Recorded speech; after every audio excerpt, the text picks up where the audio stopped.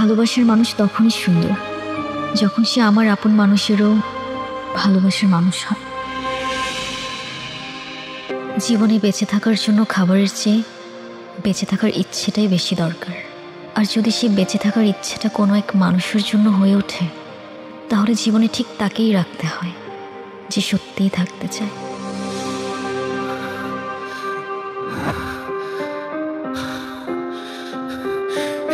এই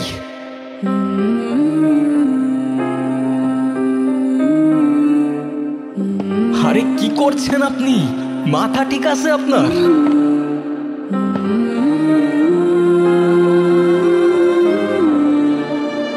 আরে আজব তো।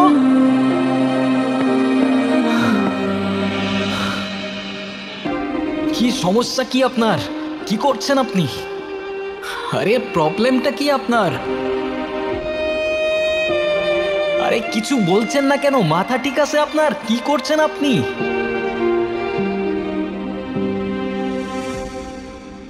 পাগল নাকি আপনি? মরতে যাচ্ছিলেন কি জন্য? নাও, একে তো এত বড় একটা বোকামি করতে যাচ্ছিলেন, তার উপরে ড্যাব ড্যাব করে তাকিয়ে আছেন। ভ্যাম্পায়ার নাকি আমি? ডোন্ট ওয়ারি, রক্ত খাবো না আপনার। এক সেকেন্ড, একটু পানি খেয়ে নিই।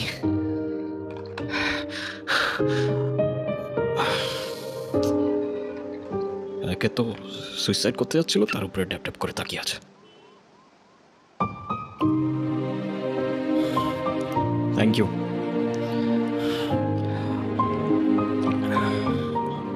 দেখেন, আমি জানি না আপনি কে, তবে এতটুকু জ্ঞান তো দিতেই পারি যে আপনার কষ্ট যতদিন আপনার ভেতরে চেপে রাখবেন না, সেটা বিষ হয়ে ভেতর থেকে আপনাকেই খেয়ে ফেলবে। এখন বলুন, এই বোকামিটা কেন করতে যাচ্ছিলেন? ডোন্ট ওয়ারি, আমি কাউকে বলবো না।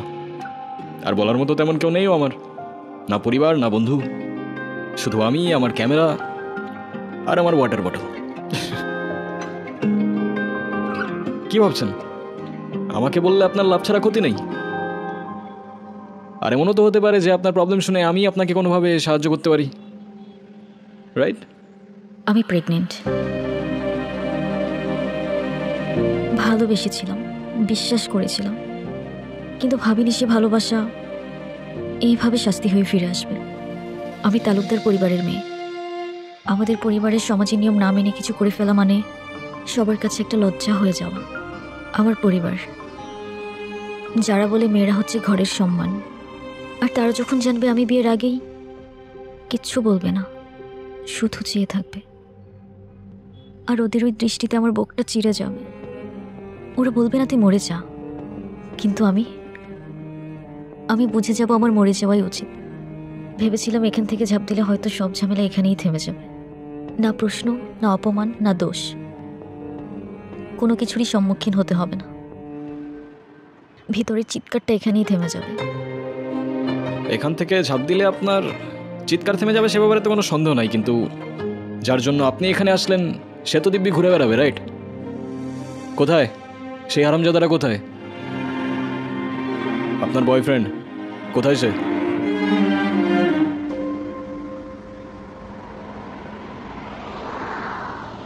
দেখ রাফিস, তুই অন্যর সাথে অনেক দিন ধরে আসস, এখন কিন্তু ওর বাসা থেকে রীতিমতো বিয়ের জন্য চাপ দিতেছে। হ্যাঁ, এটা তো আমি জানি, কিন্তু আমি যদি এখন বিয়েতে ঢুকে পড়ি তাহলে তো আমার সব প্ল্যান শেষ। চাইনা 6 মাসের প্রজেক্ট, এটা আমার জন্য খুবই দরকার। এটাতে যদি আমি ঢুকতে পারি না তাহলে পুরা লাইফ সেট। তুই তো জানোস ও তোর উপর কতটা নির্ভর করে। ও বলছে যে তুই যদি এখন চলে যাস ও নিজেকে শেষ করে ফেলবে। এটা বলছে? মেয়ে মানুষের আবেগ বুঝোস তুই? ওরা একটু হলে বেশি রিয়াক্ট করে। আর আমি তো ওরে বলি নাই বিয়ে করব না, আমি তো ওরে বিয়ে করব, কিন্তু চায়না থেকে আসার পর, এখন না। রাফিস, অনু,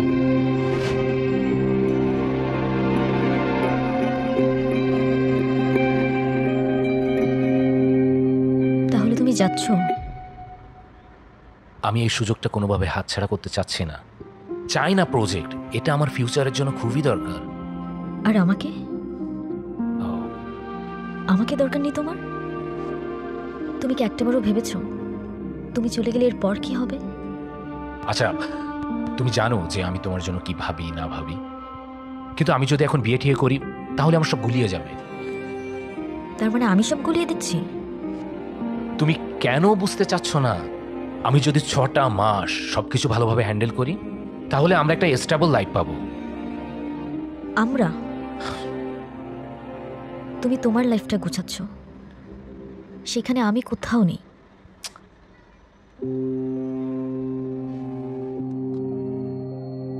রাফিজ, আরে প্লিজ তুমি তোমার পরিবারকে নিয়ে একটাবার আমার মামার সাথে কথা বলো। তোমার এক্ষুনি বিয়ে করতে হবে না, তুমি যা করে চায়না থেকে এসেই করো। আমার মামা, নানু ভাই সবাই রীতিমতো পাগল হয়ে যাচ্ছে বিয়ের জন্য। আমাকে শুধু 7 দিন সময় দিয়েছে, আমি আর পারছি না রাফিজ। তুমি কেন বুঝতেছো না? সারাক্ষণ শুধু কান্নাকাটি করবা আর নিজেরটাই ভাববা। একটু আমারটা ভাবতে শিখো। ব্যাটারি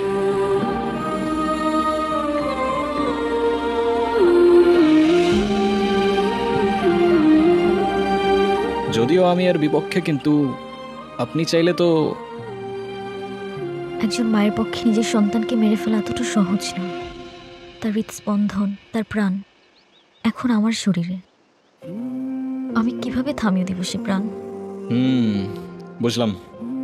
আর তাই তো সেই প্রাণের সাথে সাথে নিজের প্রাণটাও থামিয়ে দিচ্ছিলেন, রাইট? হ্যাঁ, চেয়েছিলাম, কারণ আমি নিজের পাপের বোঝা নিজে বইতে পারবো। কিন্তু আমার সন্তানের দিকে কেউ আঙুল তুলে আমি সহ্য করতে পারবো না। সবই বুঝলাম, কিন্তু এটা মনে রাখবেন যে আপনার ভুলের প্রায়শ্চিত্ত না সেই নিষ্পাপের জীবন দিয়ে হবে, আর না আপনার জীবন দিয়ে। It is what it is. জীবনের এই মুহূর্তে এসে আমি সত্যিই জানি না আমার কি করা উচিত, কোথায় যাওয়া উচিত। তাহলে আমি বলবো আপনি বাড়িতে চলে যান, কারণ সেটাই হবে যেটা আপনার তাকদিরে লেখা আছে। না না, আমি বাড়িতে যেতে পারবো না। বাড়িতে গেলে আমার ওদের পছন্দ মতো বিয়ে করে নিতে হবে, যেটা আমার পক্ষে সম্ভব না।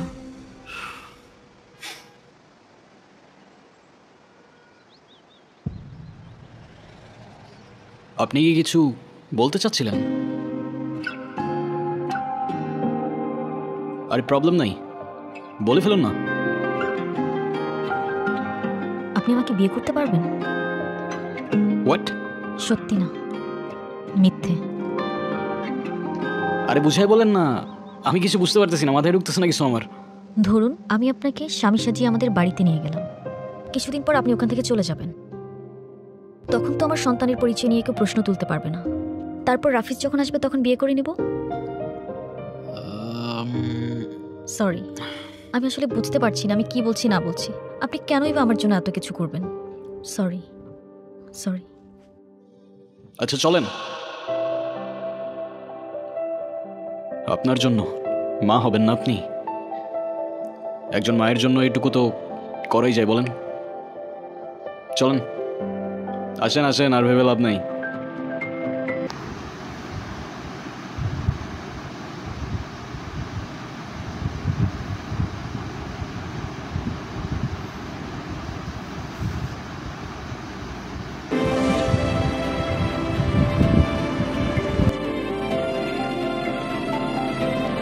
পানি খাবো। কি? পানি খাবো।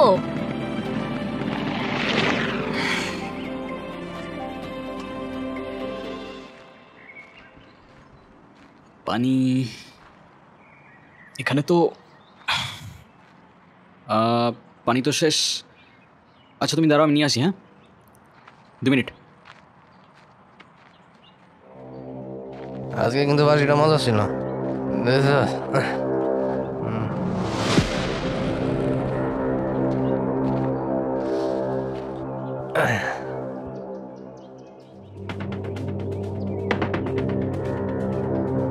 এই মিষ্টি জঙ্গলের মধ্যে এত সুন্দর পরি। কি আপু, চুপচাপ কেন? কথা কইতে পারেন না? নাম কি আপনার? কি হয়েছে এখানে?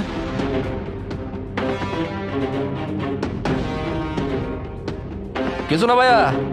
এই আপু, আমার কথা শোনেন না? চলেন না এক কাপ চা খাই। আমরা কিন্তু মানুষটা খারাপ না। এখান থেকে চলেন তাড়াতাড়ি। আরে দাঁড়ান না, চায়ের দাওয়াত দিল না। তা ভাবছি চাটা আজকে কে বানাবে, তোরা না তোদের বাপ? এই কি বললি? একদম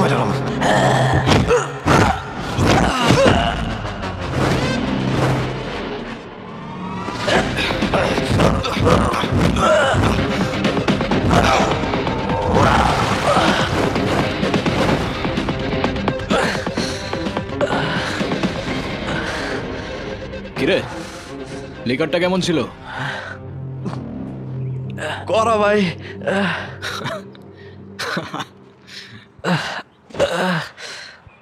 ভাই, কি হয় আপনার? আমার ওয়াইফ।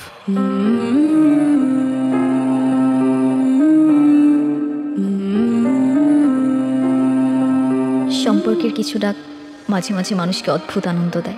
আসলে যা সত্য সেটাই সুন্দর।